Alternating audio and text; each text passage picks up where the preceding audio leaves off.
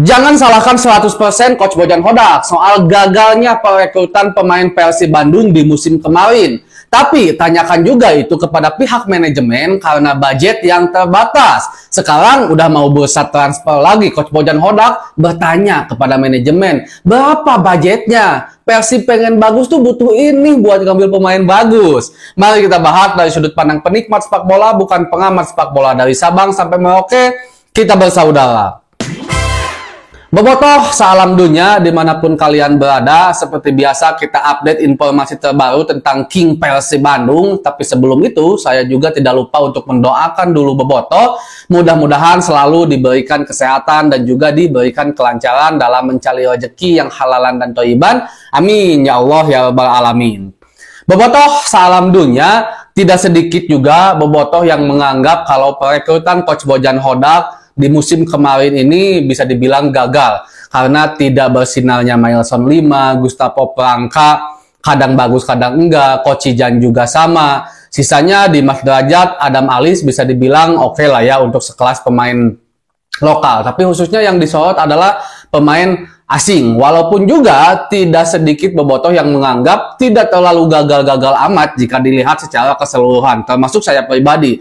Saya menganggap tidak terlalu gagal-gagal amat perekrutan yang dilakukan oleh Coach Bojan Hodak karena yang pertama, Persib sekarang masih ada di papan atas klasemen. Bahkan ini bisa dibilang adalah rekor terbaik Persib Bandung start dari awal sejak 2 atau 3 musim terakhir. Beda ketika Coach Robert Rene Albert, Coach Luis Milla itu dari bawah bahkan Persib Bandung ada di zona degradasi. Tapi bersama Coach Bojan stabil di tengah atas bahkan sekarang di atas klasemen gitu kan di posisi kedua. Secara game plan pun Persib Bandung bisa dibilang cerdik sekali Coach Bojan Hodak dengan begitu banyaknya ya halawan-halawan rintangan di tengah perjalanan, mulai dari awalnya ya skemanya itu Alberto dan juga Stefano itu dipertahankan. Tapi Alberto malah hengkang ke India dan Stefano Berta memutuskan tidak memperpanjang kontrak bersama Persib Bandung. Itu udah apa ya? Udah rintangan awal sebenarnya Bobotoh salam dunia. Kalau seandainya Alberto ada dan juga siapa namanya? Saya lupa. Stefano Bertam ada, kemungkinan Coach Jan dan Mailson 5 itu gak akan ada hari ini gitu kan. Atau juga kalau seandainya budgetnya ada juga dari manajemen, mungkin juga kita tidak akan melihat seorang Coach Jan dan juga Mailson 5 saat ini, karena kita harus ketahui juga sebenarnya Coach Bojan Hodak memang sudah menawarkan 3 pemain andalannya yang belum pernah bermain di Indonesia kepada pihak manajemen. Tapi sang pemain itu menolak karena dianggap budgetnya tidak sesuai. Kita juga sebenarnya Bobotoh tidak menyalahkan pihak manajemen. Kita harus akui itu. Kita harus kalau berpikir itu harus apple to apple, jangan dengan hawa nafsu, tapi banyak hal-hal, poin-poin, pos-pos yang harus kita pikirkan. Manajemen Persib itu dikenal dengan banyak duit. Nah, kalau menurut saya Persib itu bukan banyak duit, bukan tim kaya raya. Bahkan mungkin kalau kita terbuka audit keuangan, mungkin saja Persib bukan tim kaya saat ini di Indonesia. Mungkin ada tim yang lebih kaya dibandingkan Persib Bandung. Cuman Persib itu adalah manajemennya kuat. Pengolahan keduitannya sangat profesional, itu Persib Bandung. Saya bisa melihat itu dari mana? Karena statement-statement yang dilayangkan oleh orang-orang eksternal, contoh dulu ada Pak Erick Thohir, ada tim-tim lain juga, ada dari pihak PSSI juga yang mengatakan soal pengelolaan itu, soal kemanajemenan itu harus belajar ke Persib Bandung. Itu yang pertama. Yang kedua, jika kita lihat nilai kontrak para pemain Persib Bandung dengan nilai kontrak para pemain-pemain di klub-klub Liga 1. Saya selalu contohkan sederhana gini aja.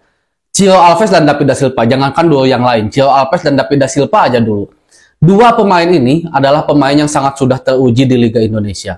Bisa dikategorikan pemain grade A-nya di Liga Indonesia. Pemain bagus sekali. Dan sekarang, nilai kontrak Ciro dan David da Silva tidak terlalu besar-besar amat, tidak terlalu mahal-mahal amat kalau dibandingkan dengan nilai kontrak para pemain asing di beberapa klub di Liga Indonesia. Ada kontrak dari para pemain Dewa, dari para pemain Borneo, dari para pemain Persebaya juga. Tapi dan Ciro itu tidak lebih tinggi ketimbang mereka. Bahkan Ciro Alves juga kan udah nge-spill di di momen-momen kemarin ketika Ciro Alves mau pindah dari Persikabo ke Persib Bandung.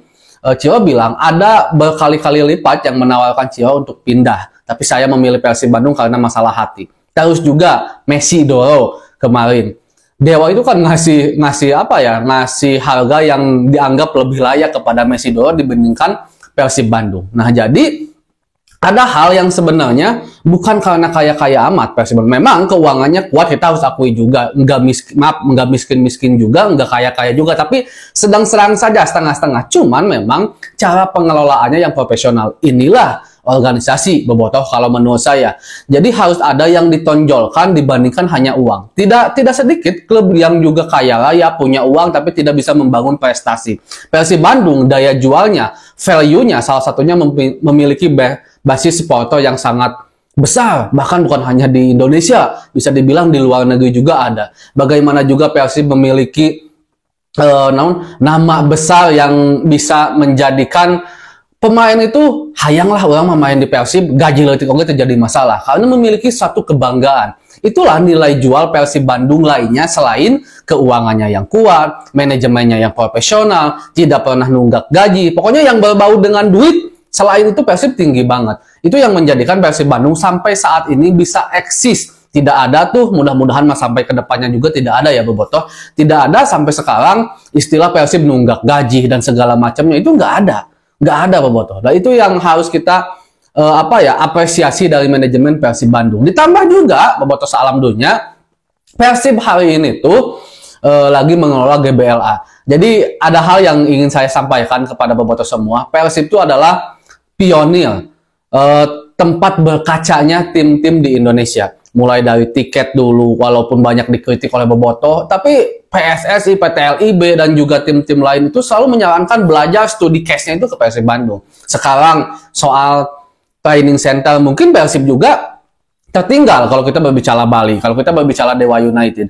Tapi sebenarnya, jika kita lihat rancangan-rancangan yang dikeluarkan oleh Persib Bandung untuk membuat sebuah training center, saya yakini kalau ini udah jadi berhasil, tidak ada hal-hal apapun, ini akan menjadi yang terbaik di Indonesia. Saya yakini itu. Jadi ada mimpi-mimpi besar, langkah-langkah besar yang memang Persib itu 2, 3, 5 langkah lebih depan dibandingkan dengan tim-tim lain. Dewa punya training, Bali punya training center, tapi Persib kalau udah jadi bisa melebihi mereka. Itu kalau menurut saya. Dan juga harus fokus ke situ, di mana Persib juga harus bisa menyesuaikan gaji ke pemain, ke staf aman, perekrutan ayah, GBLA dan juga training center aman juga. Jangan sampai siga tim-tim lain paling mahal di Indonesia. Ada juga yang kemarin musim kemarin kalau saya nggak salah, dan juga musim kemarinnya lagi kalau saya nggak salah, yang merekrut striker sampai 26 M, sedangkan buktinya hasilnya di Liga Indonesia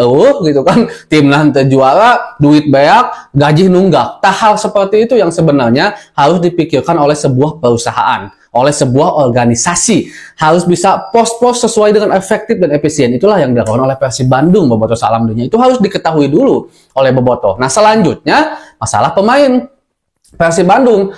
Saya rasa bobotoh juga sadar kalau pemain yang diinginkan atau pemain yang direkrut oleh Coach Bojan Hodak di musim kemarin itu bukan sepenuhnya keinginan Coach Bojan Hodak, tapi karena memang masalah budget yang sesuai, ya segini cukupnya gitu kan. Walaupun kita juga kalau boleh kritisi, banyak juga kok tim-tim lain yang budgetnya sama dengan Persib tapi berhasil mendapatkan pemain yang bisa dibilang berkualitas, seperti pemain-pemain asing dari Borneo. Itu kan berkualitas semua, sementara harganya nggak jauh beda dengan harga para pemain Persib Bandung. Sekarang udah mulai bursa transfer, dan tentunya Coach Bojan Hodak menanyakan juga berapa budget yang dia dapatkan, berapa budget yang dianggarkan untuk Coach Bojan Hodak belajar pemain. Karena Coach Bojan katanya banyak sekali kalau masalah pemain di luar negeri yang bagus-bagus, walaupun Coach Bojan Hodak juga belum bisa memastikan pemain yang bermain bagus di luar sana bisa bagus di Persib Bandung. Karena banyak juga istilah-istilah halus di batu di Persib butut karena tekanannya tinggi dan segala macamnya. Nah, hal-hal seperti itu yang sebenarnya harus kita lebih pikirkan lagi. Tapi mudah-mudahan aja